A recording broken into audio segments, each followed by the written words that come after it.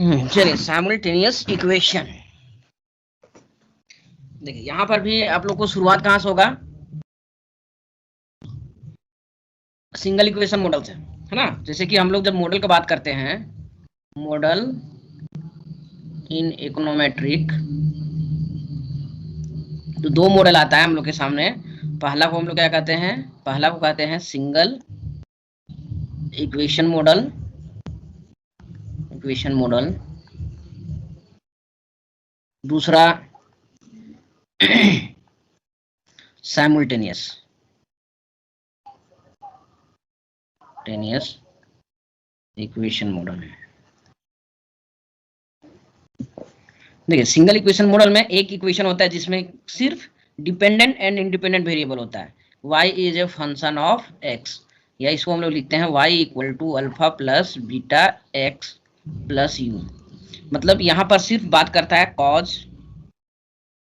And effect, कि ये जो है इंडिपेंडेंट वेरिएबल कॉज का काम करेगा और इसका प्रभाव डिपेंडेंट वेरिएबल पे पड़ेगा। तो y यहाँ पर इफेक्ट हो जाता है और x कॉज हो जाता है।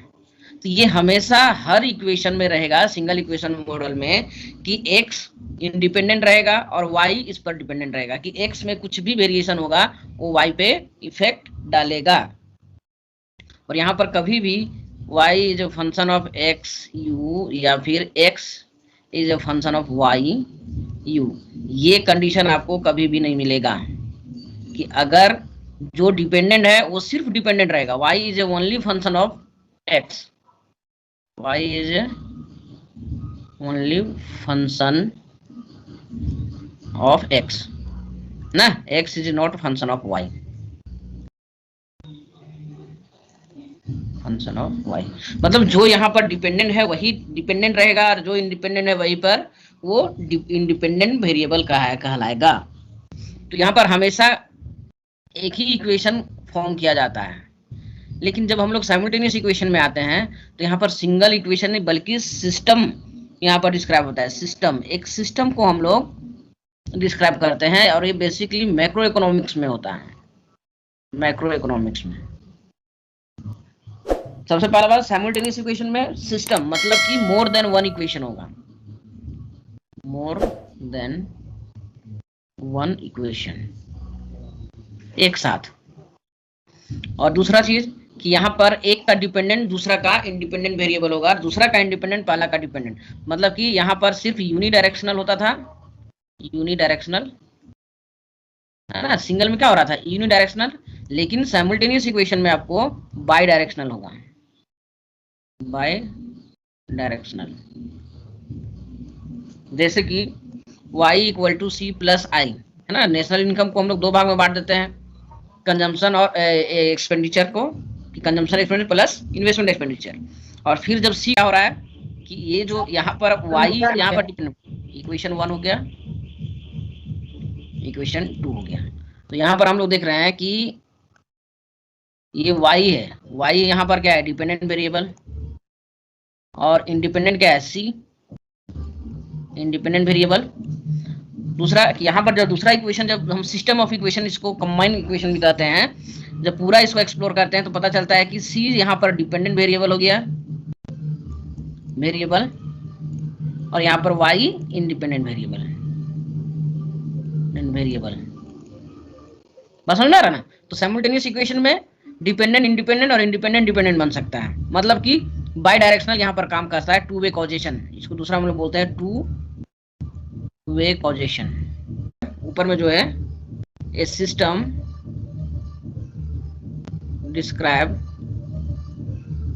describing the joint dependency of variables, है ना। यहाँ पर क्या है, ज्वाइंट डिपेंडेंसी ऑफ वेरिएबल, कहने मतलब दोनों डिपेंडेंट हो जा रहा है ना, या तो दोनों इंडिपेंडेंट हो जा रहा है या फिर दोनों इंडिपेंडेंट हो जा रहा है, मतलब दोनों एक दूसरे पे डिपेंड कर रहा है। Variables is called a system of simultaneous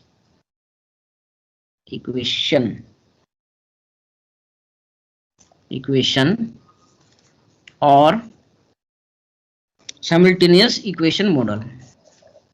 मतलब कि एक साइमल्टेनियस इक्वेशन क्या होता है, सबसे पहला एक से ज्यादा इक्वेशन होता है मॉडल में, और इसमें एक इक्वेशन का जो डिपेंडेंट वेरिएबल होता है वो दूसरा इक्वेशन के इंडिपेंडेंट वेरिएबल हो सकता है, या एक का इंडिपेंडेंट दूसरा का डिपेंडेंट देखिए जितना इसका डिपेंडेंट वेरिएबल रहेगा उतना नंबर ऑफ इक्वेशन रहेगा। The number of equation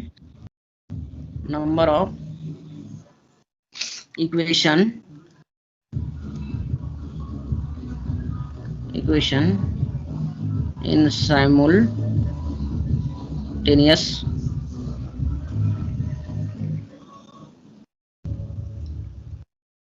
model is equal to the number of endogenous variable या डिपेंडेंट वेरिएबल होता है, इंडोजेनस वेरिएबल।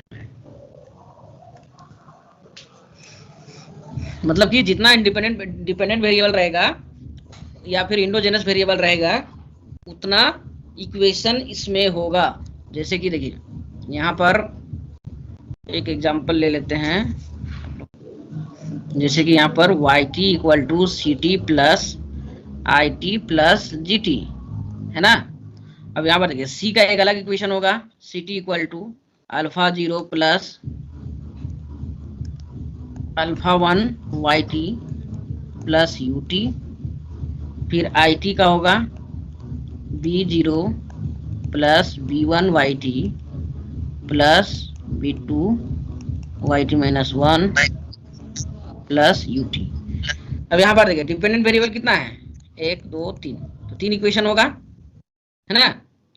यहाँ पर कितना इक्वेशन होगा, इक्वेशन हम लोग एस्टिमेट करते हैं मैक्रो लेवल पे और सिर्फ कंजम्पशन को करेंगे तो ये हमारा सही मॉडल नहीं आएगा, क्योंकि यहाँ पर ये डिपेंडेंट है, यहाँ पर ये इंडिपेंडेंट हो गया, फिर ये इंडिपेंडेंट हो गया, अब IT यहाँ पर इंडिपेंडेंट है और IT यहाँ पर डिपेंडेंट है। तो यहाँ पर इस केस में जब हमारा कंफ्यूजिंग है डिपेंडेंट और इंडिपेंडेंट वेरिएबल, तो इस स्थिति में इसका जो एरर टर्म है इसका एरर टर्म के साथ मैच कर जा रहा है, मतलब कि एरर टर्म भी तो कोरिलेट हो जा रहा है।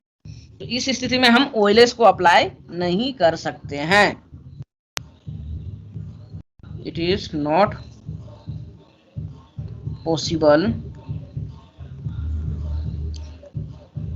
Possible to apply OLS estimator directly. ठीक है, क्यों नहीं कर सकते हैं कि अगर हम ओएलएस अप्लाई करेंगे डायरेक्ट है ना, तो मॉडल हमारा क्या बन जाता है डायरेक्टली, बिकॉज द पैरामीटर या estimated parameter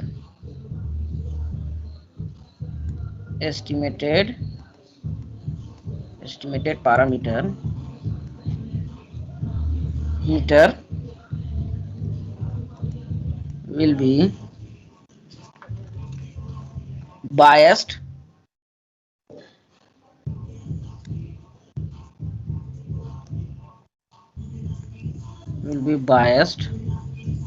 and inconsistency।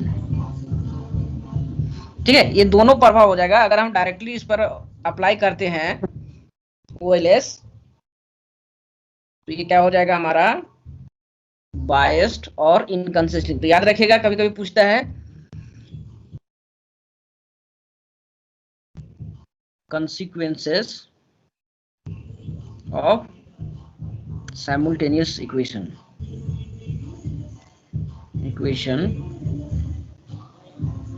on simultaneous equation on OLS parameter, या सिंपली पूछ देगा कि क्या प्रभाव पड़ता है, तो उसको प्रूव करना होता है और यही क्वेश्चन आता है।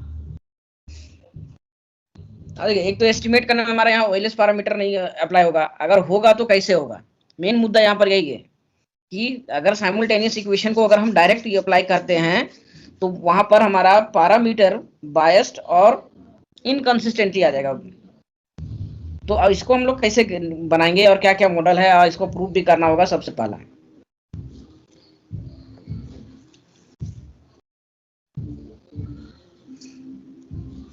तो इसको हम लोग देख लेते हैं कंसिक्वेंसेस।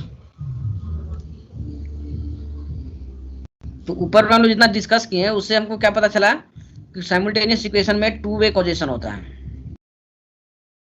टू वे कॉजेशन है ना, दोनों के बीच x is a function of y बन सकता है और y is also function of x बन सकता है। मतलब ये दोनों इंटरडिपेंडेंस है, इंटरडिपेंडेंट। तो देखते हैं इसको प्रूव करना होगा बायस्ड। तो सबसे पहले हम लोग मॉडल ले लेते हैं, इधर इसका अलग एक टॉपिक बनाते हैं, inconsistency and simultaneity bias of OLS estimator। बस याद रखिए OLS पैरामीटर अगर अप्लाई करेंगे साइमल्टेनियस इक्वेशन में तो बायस और इनकंसिस्टेंसी होगा। तो हम लोग एज्यूम करते हैं let y equal to alpha 0 plus alpha 1 x plus u। तो यहाँ पर x का भी इक्वेशन आएगा, x equal to beta 0 plus beta 1 y plus beta 2 z plus v। अब यहाँ पर देखिए u और v दोनों है, तो ये दोनों के लिए सेम एजम्पशन, यहाँ पर OLS के लिए जो एजम्पशन था एरर टर्म के बारे में वो यहाँ पर सारा अप्लाई होगा। All assumption of UI in OLS are applied। तो यहाँ पर क्या हो जाएगा, एक्सपेक्टेड u इक्वल टू 0 और ये v वाला भी हो जाएगा एक्सपेक्टेड v इक्वल टू 0, ये v है ना, expected UI square equal to variance of expected v square equal to variance of v square, expected UI uj equal to 0, expected VI VJ equal to 0,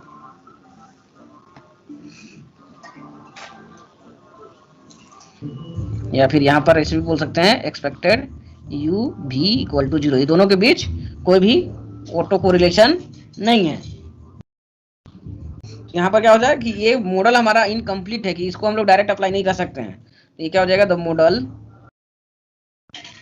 is mathematically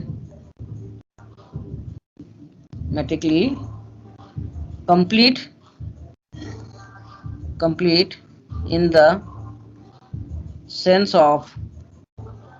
that it contain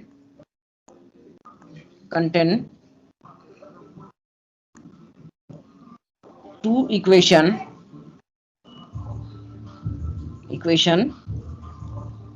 in two endogenous variable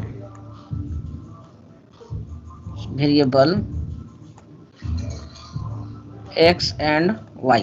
मतलब model के रूप में ये complete है कि ये y है, यहाँ x है, तो x के यहाँ पर भी हो गया, मतलब कि दो इंडिपेंडेंट वेरिएबल है। तो दो इंडिपेंडेंट वेरिएबल है तो दो इक्वेशन भी, सॉरी दो डिपेंडेंट वेरिएबल है या दो इंडोजेनस वेरिएबल है, तो दो इक्वेशन भी है, टू इक्वेशन भी है। इक्वेशन 2 हो गया। यहाँ पर क्या हो गया, putting the value of x in equation 1। तो जब 1 में पुट करेंगे तो ये क्या हो जाएगा, y equal to alpha 0 plus alpha 1 x b0 plus b1 y plus beta 2 z plus v plus u, या y equal to alpha 0 plus alpha 1 b0 plus alpha 1 beta 1 y plus alpha 1 beta 2 z plus alpha 1 भी plus u. और y y एक side कर देते हैं, तो y minus alpha 1 beta 1 y equal to, अब देखिए जो कांस्टेंट है उसको एक साथ लिखिएगा, है ना, जिसके साथ कोई वेरिएबल नहीं होगा, अल्फा 0 अल्फा 1 बी 0। अब यहाँ पर बचा क्या, plus alpha 1 beta 2 z plus ये भी वाला लोग को एक साथ लिखिएगा। अब यहाँ पर y कॉमन आ जाएगा, तो 1 minus alpha 1 beta 1 equal to alpha 0 plus alpha 1 b 0, इसको एक साथ लिखिए, plus alpha beta 2 z plus alpha 1 भी प्लस यू। यहाँ पर एक चीज याद रखिएगा, जब हम ओएलएस अप्लाई करेंगे, है ना, तो यहाँ पर क्या होना चाहिए कि सिर्फ y जो फंक्शन ऑफ x होना चाहिए, कि जो डिपेंडेंट वेरिएबल है वो डिपेंडेंट वेरिएबल ही रहना चाहिए, और जो इंडिपेंडेंट वेरिएबल है वो इंडिपेंडेंट वेरिएबल ही होना चाहिए, कि डिपेंडेंट कभी इंडिपेंडेंट और इंडिपेंडेंट कभी डिपेंडेंट नहीं होना चाहिए। तो देखिए ये एक्चुअली रिड्यूस फॉर्म है, आगे इसको पढ़िएगा रिड्यूस फॉर्म, तो यहाँ पर भी सीख लीजिएगा, तो आगे आप बढ़िया से सीख जाइएगा। तो यहाँ पर y इक्वल टू क्या हो जाएगा, अल्फा 0 प्लस अल्फा 1 बी 0 बटा 1 minus alpha 1 beta 1 plus alpha 1 beta 2 बटा 1 minus alpha 1 beta 1 Z plus alpha 1 भी प्लस यू बटा 1 माइनस अल्फा 1 बीटा 1। तो where equal to x you is equal to 0 होता है किसमें, ओएलएस में, लेकिन यहाँ पर होता है कि नहीं होता है वो चीज यहाँ पर चेक कर लेना होगा पहले। एक चीज और समझिए, यहाँ पर जो हमारा वैल्यू आया एक्स का, है ना, एक वाई का जो वैल्यू आया ना यहाँ पे, तो इसको हमको दोनों ही क्वेश्चन, ये वाई के टर्म में आया तो एक्स के टर्म में भी आपको यहाँ पर पुट करना होगा। तो अगर हम एक्स के टर्म में अगर हम पुट करते हैं तो ये, या फिर इसको हम लोग दो तरह से कर सकते हैं, या फिर ये वाई को यहाँ पुट कर दीजिए, या फिर इसको ये एक्स को यहाँ पर पुट कीजिए, तो जो भी आसान लगेगा आप कीजिएगा। ऐसे एग्जाम में एक ही चीज कीजिएगा, हम दोनों बता दे रहे हैं लेकिन आप एक ही चीज कीजिएगा। इसको यहाँ पर हम पुट किए थे एक्स को, अब हम वाई को एक्स के साथ पुट करते हैं, इस तरह से क्या होता है ना, आसान होता है, उसमें बैठाने में बड़ी लंबा चौड़ा चल जाएगा। बीटा 1 वाई का क्या हो जाएगा, alpha 0 plus alpha 1 x plus u plus beta 2 z plus भी, या x equal to b 0 plus beta 1 alpha 0 plus beta 1 x 1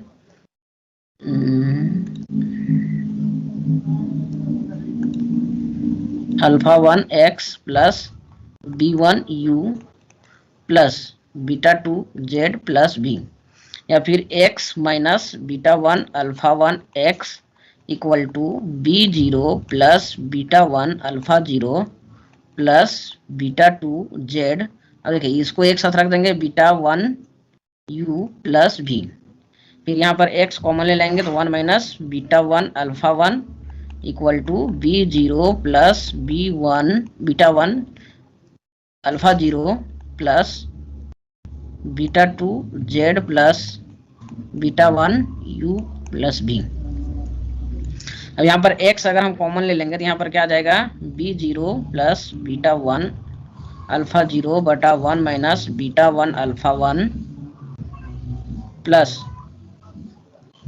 beta 2 बटा 1 minus beta 1 alpha 1 Z plus beta 1 u plus भी बटा 1 minus beta 1 alpha 1। तो देखिए अब यहाँ पर जब दोनों को हम रिड्यूस फॉर्म कर दिए ना, तो x is a function of z यहाँ पर आ गया, और प्रीवियस में अगर हम देखेंगे तो ये क्या आ गया था, y is a function of z। तो अब जो यहाँ पर डिपेंडेंट है, जो ये इंडिपेंडेंट है, z यहाँ इंडिपेंडेंट है, तो यहाँ पर भी z इंडिपेंडेंट ही है, ये कभी डिपेंडेंट नहीं होगा।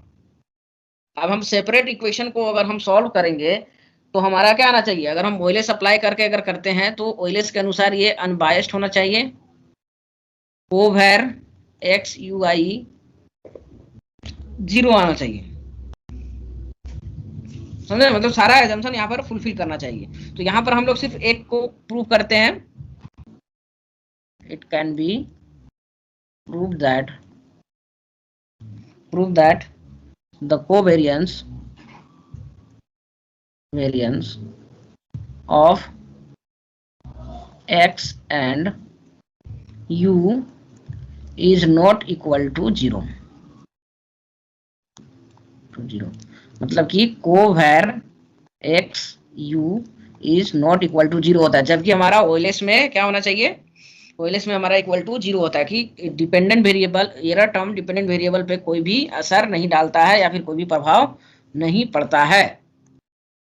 तो यहाँ पर हम इसको एक बार लिख लेते हैं, क्या आया था फाइनल हमारा, x equal to beta 0 plus alpha 0 beta 1 बटा, देखिए ये दोनों में नीचे वाला ना सेम आएगा, याद रखिएगा, plus beta 2 1 minus alpha 1 beta 1 z plus beta 1 u plus v बटा 1 माइनस अल्फा 1 बीटा 1। अब जब हम कोवेर निकालेंगे तो कोवेर क्या हो जाएगा, covar X you equal to expected x minus expected x, और यहाँ पर क्या हो जाएगा, u माइनस एक्सपेक्टेड u, यहाँ पर हो जाएगा।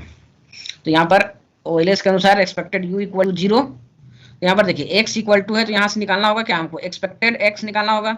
तो एक्सपेक्टेड x निकालेंगे तो याद होगा कि एक्सपेक्टेशन कहाँ पर लगेगा, बीटा 0 प्लस अल्फा 0 बीटा 1 बटा 1 minus alpha 1 beta 1 plus beta 2 z बटा 1 minus alpha 1 beta 1 plus beta 1, ये दोनों में हो जाएगा u प्लस एक्सपेक्टेड भी, क्योंकि यहाँ से गुना होगा तो दोनों में गुना होगा ना, बटा 1 माइनस अल्फा 1 बीटा 1। और देखिए यहाँ पर एक्सपेक्टेड भी क्या होगा 0, क्योंकि ओएलएस का एजम्पशन मान के चल रहे हैं। तो expected x equal to b0 plus alpha 0 beta 1 बटा 1 minus alpha 1 beta 1 plus beta 2 बटा 1 minus alpha 1 beta 1 z plus, ये पूरा टर्मोलॉजी क्या हो जाएगा, 0 हो जाएगा। तो हमारा दोनों वैल्यू निकल गया, एक्सपेक्टेड x और ये। अब यहाँ पर हम लोग क्या करेंगे, इसका वैल्यू, दोनों का वैल्यू पुट करेंगे, क्योंकि जब ये 0 हो जाएगा तो ये यहाँ पर क्या बचेगा, expected x minus expected x into you. यहाँ पर वैल्यू पुट कीजिए सब, एक्सपेक्टेड x इक्वल टू कितना हो जाएगा, b0 प्लस अल्फा 0 b1, यही है ना जी, हाँ, बटा 1 minus alpha 1 beta 1 plus beta 2 बटा 1 minus alpha 1 beta 1 z plus beta 1 u plus v बटा 1 माइनस अल्फा 1 बीटा 1 माइनस क्या बचा था, बीटा 0 अल्फा 0 बीटा 1 बटा 1 minus alpha 1 beta 1 minus beta 2 बटा z 1 माइनस अल्फा 1 बीटा 1, और ये u, ये हो गया। अब देखिए यहाँ पर कोई कुछ कटेगा, यहाँ प्लस में होगा ना, ये पहला वाला तो कट जाएगा, कटेगा ना, दूसरा भी कटेगा सर, दूसरा भी कट जाएगा, दूसरा भी कट जाएगा।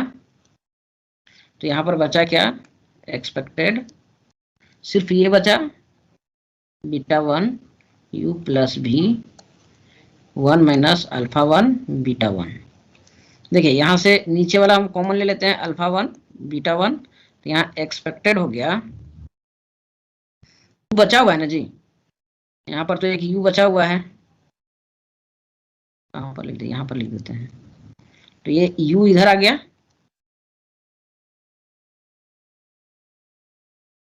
और ये क्या हो जाएगा, बीटा 1 u प्लस v। अब u से गुना करेंगे तो क्या हो जाएगा, 1 बटा 1 minus alpha 1 beta 1 expected beta 1 u का स्क्वायर प्लस u v, ये हो जाएगा। या फिर covar X you I equal to beta 1, ये इसको पहले 1 bye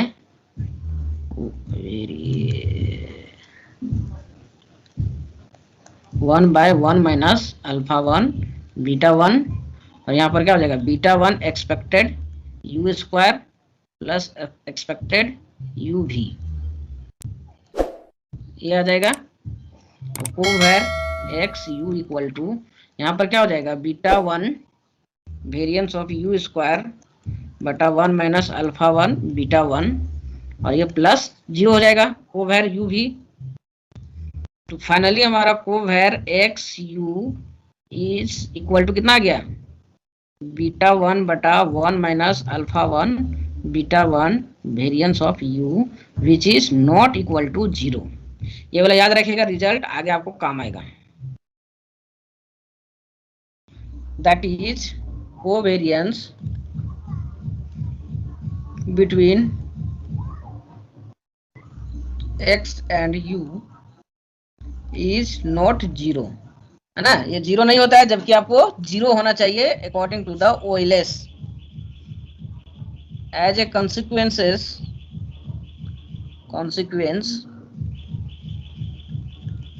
if OLS is applied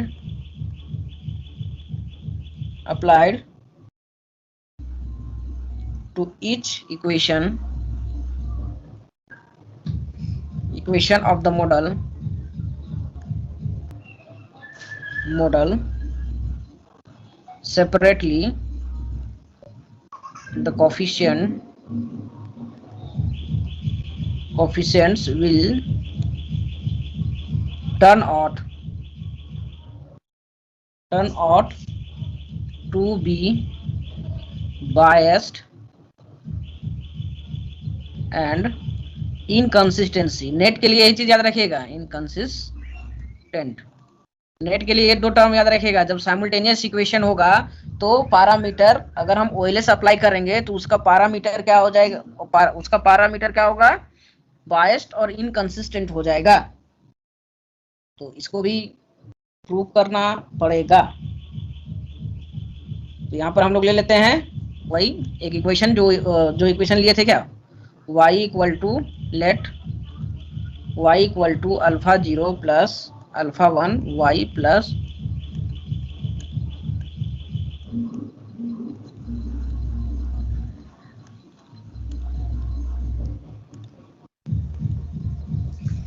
plus u ऊपर में दिया हुआ है। अब इसका मीन वैल्यू जब हम लोग लेंगे मीन, तो y bar equal to alpha 0 plus alpha 1 x bar plus u, और इसको जब सब्सट्रैक्ट करेंगे, आप लोग जब एग्जाम में लिखे तो एक और चीज लिखिएगा ना, स्मॉल y हो जाएगा, ये कट जाएगा, ये alpha 1 small x plus small you. अब बोथ साइड नाउ यहाँ पर लिखिएगा, now both side multiplying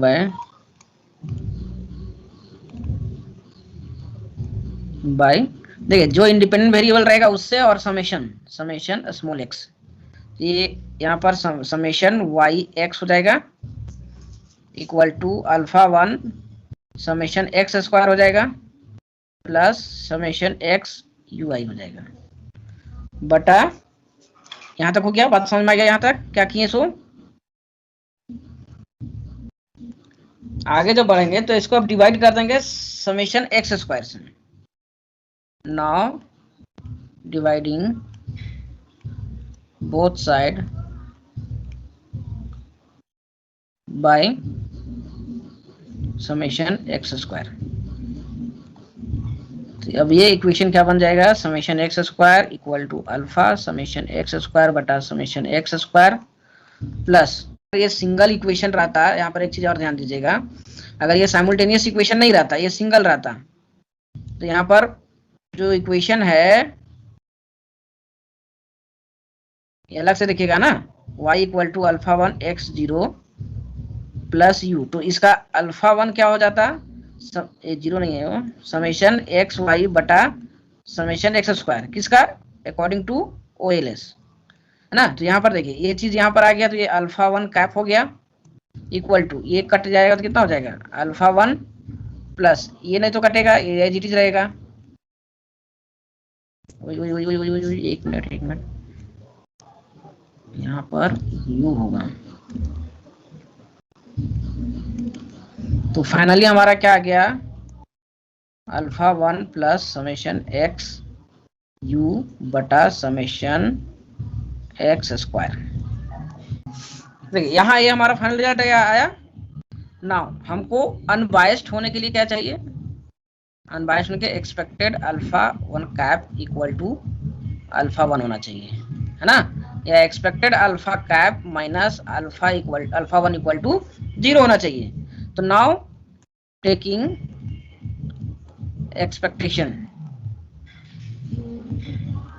expectation in both side,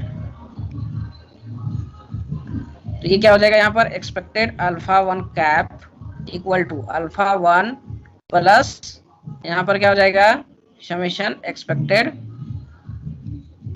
या फिर इसको इसी तरह से लिखिए एक्सपेक्टेड समेशन एक्स यू बटा समेशन एक्स स्क्वायर। देखिए ये तो हमारा आया नहीं, कि आ गया in case expected x you is not equal to 0। ऊपर में हम लोग प्रूव कर चुके थे कि expected x you equal to कितना आ रहा था, बीटा 1 बटा 1 माइनस अल्फा 1 बीटा 1 और वेरिएंस ऑफ यू। तो ये 0 नहीं है, तो यहाँ पर ये हमारा कोवेरिएंस एक्स और यू का नहीं होगा, इसको लिख लें in case expected x you is not equal to 0, इसलिए expected alpha cap 1 is not equal to alpha 1, that is alpha 1 cap will be biased by the amount equivalent, कितना biased है, equivalent to इसके बराबर है ना जी, equivalent to summation x you बटा summation x square. तो ऐसे भी लिख सकते हैं expected alpha 1 cap minus alpha equal to expected summation x you बटा समेशन एक्स स्क्वायर, जबकि ये क्या होना चाहिए, ये हो गया बायस्ड हो गया, लेकिन अगर अनबायस्ड होता तो इसको कैसा आना चाहिए था, alpha 1 cap minus alpha 1 equal to 0। तो ये अगर होता तो ये अनबायस्ड होता, तो इतना के बराबर वो इक्वेशन क्या आ रहा है, बायस्ड आ रहा है। तो देखिए यहाँ सबसे पहला पूछ सकता है, 3 क्वेश्चन यहाँ पर कवर होता है। पहला व्हाट इज साइमल्टेनियस इक्वेशन, दूसरा covariance in case of simultaneous equation, दूसरा एक रिड्यूस फॉर्म भी आ गया था, तीसरा प्रूव करना होगा कि ये अनबायस्ड बायस्ड होता है और इनकंसिस्टेंसी होता है। तो बायस्ड तो प्रूव हो गया, अब इनकंसिस्टेंसी हम लोग प्रूव करते हैं। Now turning to consistency properties, ना कंसिस्टेंसी प्रॉपर्टी क्या बोलता है, कंसिस्टेंसी कि जैसे जैसे सैंपल साइज हम इंक्रीज करेंगे वैसे वैसे सैंपल पैरामीटर पॉपुलेशन पैरामीटर के बराबर होगा। जो हम लोग एसिम्प्टोटिक वाला एजम्पशन पढ़ते थे ना, एसिम्प्टोटिक की लिमिट एक्सपेक्टेड अल्फा 1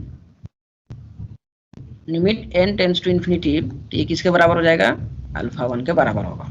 लेकिन यहाँ लिमिट के जगह पर क्या लेना होगा, प्लीम, क्या लेना होगा, प्लीम। प्लीम कहने का मतलब प्रोबेबिलिटी ऑफ लिमिट, उसी चीज को यहाँ पर लिखता है, probability of limit।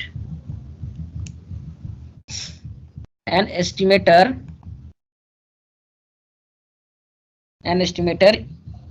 is said to be consistent if its probability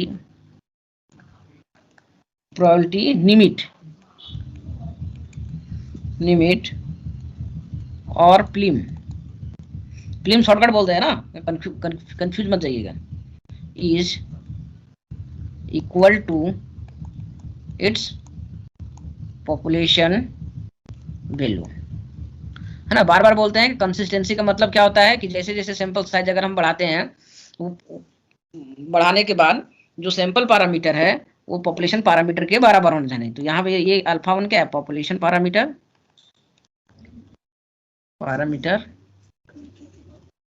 और ये है सैंपल पैरामीटर। तो यहाँ पर शो करना होगा, therefore plim alpha cap equal to alpha, है ना, अल्फा 1 ले रहे हैं तो अल्फा 1 लिखेगा, ये शो करना होगा। अगर ऐसा हो जाता है तो इसका मतलब कंसिस्टेंसी होगा, और नहीं होगा तो इनकंसिस्टेंसी। ये हमको क्या कहलाएगा, कंसिस्टेंसी, अगर ऐसा होता है तो। लेकिन अगर ये plim alpha cap 1 is not equal to alpha 1 होता है तो ये कहलाएगा इनकंसिस्टेंसी।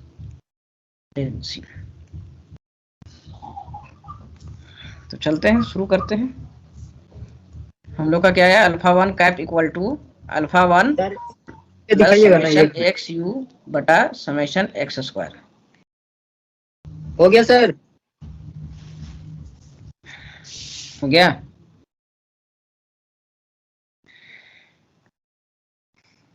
तो यहां से अपना काम शुरू कीजिए। प्लीम थोड़ा सा अच्छा से लिख देते हैं, plim alpha 1 cap equal to plim alpha 1 plus plim, पूरा लगेगा ना।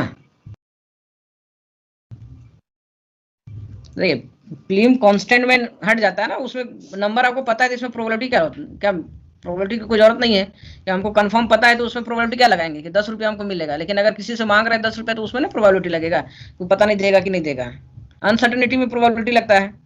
तो plim alpha 1 cap equal to alpha 1 plus, अब यहाँ देखिए इसको दोनों साइड में हम लिख सकते हैं, प्लीम समेशन एक्स यू बटा प्लीम समेशन एक्स स्क्वायर। अब यहाँ पर देखिए प्लीम शो करने के लिए क्या करना होगा, n तो यहाँ डालना होगा, n टेंस टू इन्फिनिटी होगा तभी तो हम ऊपर नीचे इसमें n से डिवाइड करेंगे। तो plim alpha cap 1 equal to alpha 1 plus plim summation x you बटा n बटा प्लीम समेशन एक्स 1 नहीं है, वो बार बार लिखा जा रहा है एक्स स्क्वायर बटा n, दोनों साइड हो गया। अब देखिए जब ये ऊपर वाला n टेंस टू इन्फिनिटी होगा, कौन, समेशन एक्स यू, तो ये कितना के बराबर हो जाएगा, एक्चुअली ये क्या है, कोवेर एक्स यू। तो ये हम उधर प्रूव कर चुके थे, बीटा 1 वेरिएंस ऑफ u बटा 1 माइनस अल्फा 1 बीटा 1, यही ना आएगा जी। तो यहाँ पर हम लोग लिख सकते हैं alpha cap equal to alpha 1 plus, यहाँ से प्लीम हट जाएगा ना क्योंकि ये भी नीचे कांस्टेंट है, इसके बराबर क्या होता है, समेशन एक्स स्क्वायर बटा n equal to variance of x होता है। तो ये तो हमारा वेरिएंस कांस्टेंट होगा, तो ये वेरिएंस एक्स स्क्वायर लिखा जाएगा। लेकिन ऊपर में ये n टेंस टू इन्फिनिटी जाएगा तो कितना हो जाएगा, बीटा 1 बटा 1 माइनस अल्फा 1 बीटा 1, पीछे को वेरिएंस प्रूव किया हुआ है, अब देख लीजिएगा। तो एग्जैक्टली अब हमारे पास बचा क्या,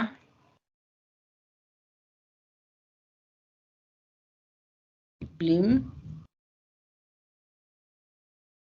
alpha cap equal to alpha 1 plus beta 1 बटा 1 minus alpha 1 beta 1 into variance of u का स्क्वायर बटा वेरिएंस ऑफ x का स्क्वायर। इसको फ्रेश में यहाँ लिख देते हैं, plim alpha cap 1 equal to alpha 1 plus beta 1 1 minus alpha 1 beta 1 variance of u बटा वेरिएंस ऑफ x का स्क्वायर। तो ये हमारा प्रूव हो गया। यहाँ पर लिखेगा since variance of u square and variance of x square are both positive, दोनों पॉजिटिव होता है क्योंकि कांस्टेंट होगा कितना होगा 1 positive, therefore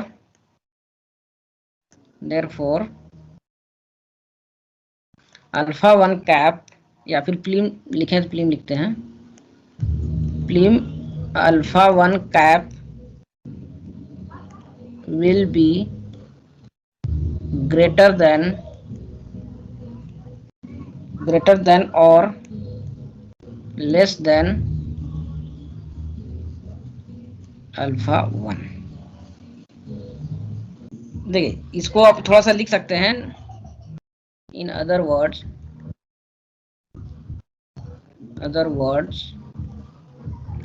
alpha 1 cap is a biased estimator and the bias will not disappear, मतलब कि खत्म नहीं होता है, appear even when n tends to infinity।